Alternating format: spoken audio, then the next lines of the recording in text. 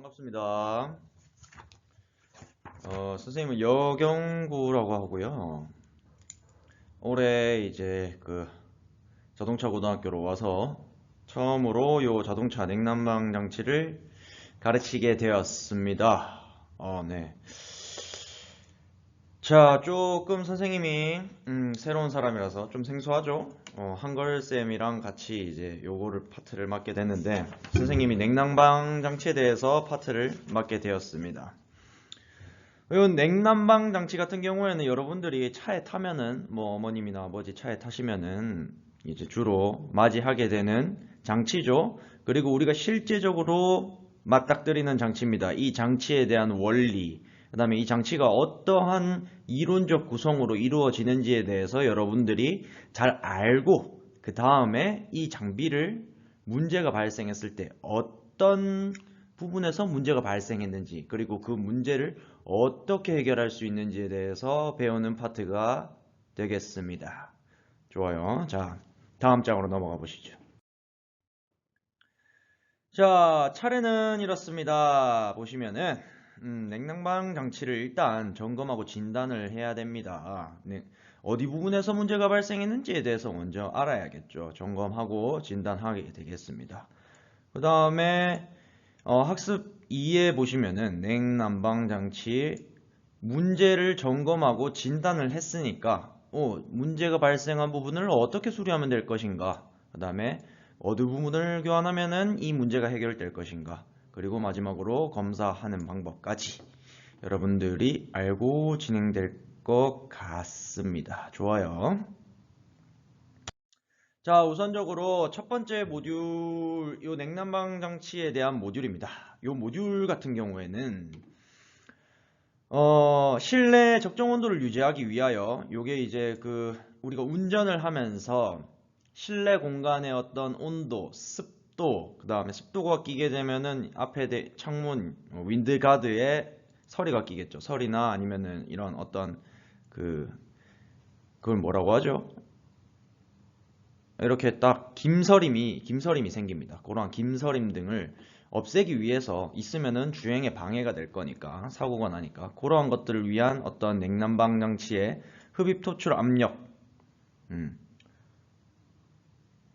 측정할 수 있어야 됩니다. 요거 직접 여러분들이 이제 학교에 오시게 되면은 다음 주쯤 되면은 이제 학교에 오겠죠. 네, 이 강의를 찍는 게 6일이니까 다음 주 되면 여러분들이 계약을 할 겁니다. 그때 되면 직접 측정해보는 시간을 가지게 될 것이에요. 그 다음에 각 센서, 뭐 AQS 센서라든지 아니면은 뭐 외기 온도 센서, 아니면 에어 컨디션 이런 것들에 대한 데이터 값이라는 거는 이 센서가 어떤 부분에 접지가 있고 어떤 부분에 양극이 흐르고 어떤 부분이 과연 변동되는 값인지에 대한 어떤 측정 방법, 이런 것들.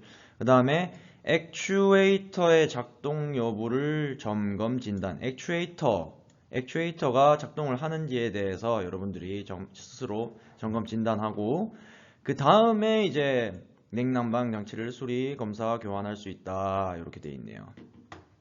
결론적으로 봤을 때 냉난방 장치를 수리하기 위해서는 액추에이터의 작동 여부, 각각의 센서의 데이터 값, 흡입 토출 압력 측정, 요 세 가지를 해야 한다라고 하시면 되겠습니다. 요 세 개를 체크해야지 할 수 있다, 이렇게 되는 거예요. 좋아요. 학습 목표는 이렇습니다. 자, 학습 모듈의 내용 체계입니다. 아까 앞서 설명했듯이 냉난방 장치의 점검 진단, 냉난방 장치 점검하고 진단하면 돼. 그 다음에 냉난방 장치 수리, 교환, 검사. 어떤 부분을 수리할 것인가, 어떤 부분은 수리가 안 되니까 교환할 것인가, 어떤 부분은 다 교환하고 나서 이제 수리하고 교환한 부분을 검사해서 이것이 제대로 작동이 되는지까지가 되겠습니다. 자, 우선 학습 첫 번째입니다. 학습 목표를 다 같이 읽어볼까요? 시작. 정비 지침서에 따라서, 정비 지침서가 다 있죠. 네. 냉난방 장치를 점검 진단하여 이상 유무를 판단할 수 있다. 여러분들이 봤을 때 뭐 에어컨을 켰는데 시원하지가 않아. 혹은 난방을 켰는데 따뜻하지가 않아. 그랬을 때 어느 부분에 문제가 발생했는지에 대해서 여러분이 알아야 되는 거예요.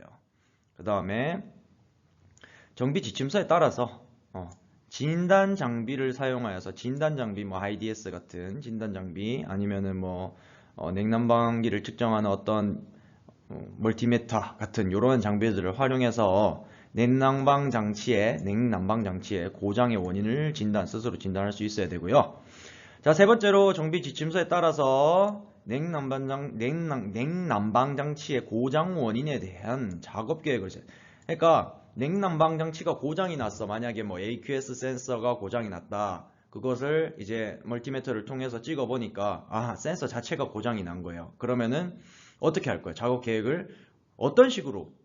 처음에 뭐 배터리를 전원을 제거한 후에 그 다음에 안전을 확보하고 멀티미터로 어느 부분이 고장이 났는지, 이것을 과연 이 센서를 살릴 수 있는지, 납땜을 통해서 어떤 조치를 취해서 살릴 수 있는지, 이것을 못 살릴 것 같으면은 새로운 센서로 교체를 해야 된다. 뭐 이러한 계획들을 스스로 세울 수 있어야 할 것입니다.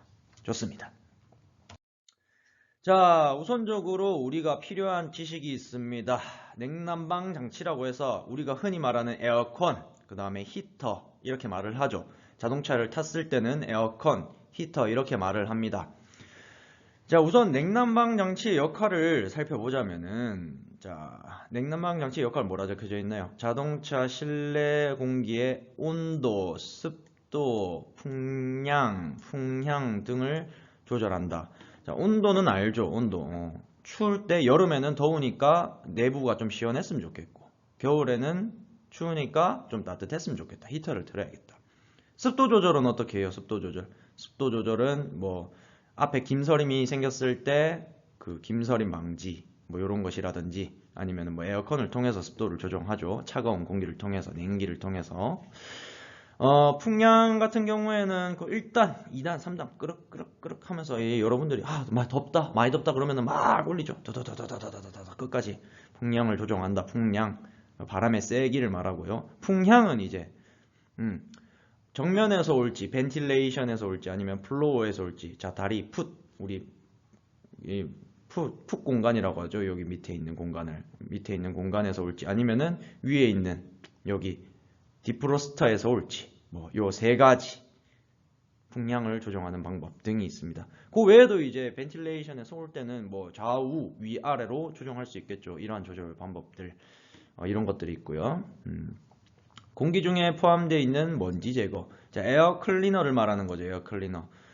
우리가 에어컨을 틀 때 외기에 있는 공기를 단순히 시원하게 하거나 데펴서 들어오는 게 아니라 그 안에서 이제 몇 번의 정화 과정을 거쳐서 실내로 들어와야지 외부에 있는 공기가 깨끗하게 들어오겠죠. 만약에 이게 없다. 그러면은 봄철 꽃가루나 뭐 이렇게 소나무의 송진가루 등이 심할 때, 이 송진가루 등이 실내로 그대로 들어오게 되면은 알러지가 있는 애들이라든지, 아니면은 멀쩡한 사람이라도 어떤 문제가 발생할 거죠.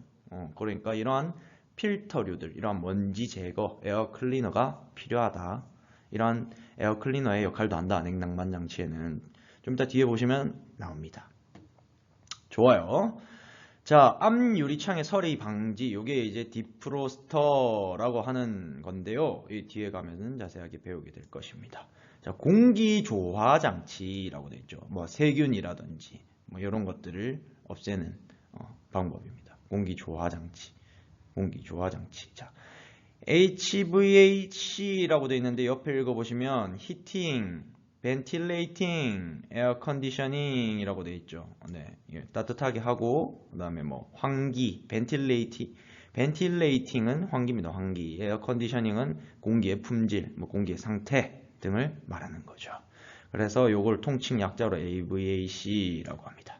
좋아요. 자, 냉난방 장치의 역할 두 번째 장인데요. 여기